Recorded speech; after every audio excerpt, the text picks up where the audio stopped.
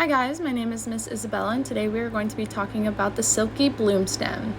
Schizachyrium sericatum is from the kingdom Plantae.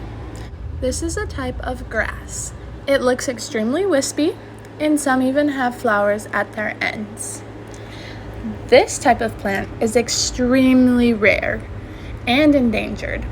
It is only found in one location here in the Florida Keys, with only one known site and small population size that is exposed to many threats. This species should be a priority in conservation. Where do these plants grow?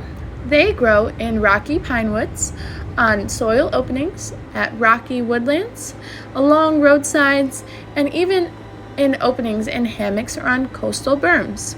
The Key West Botanical Garden Society has approximately 50 cultivated plants of Silky Bluestem and eventually will plant them out back to their native location.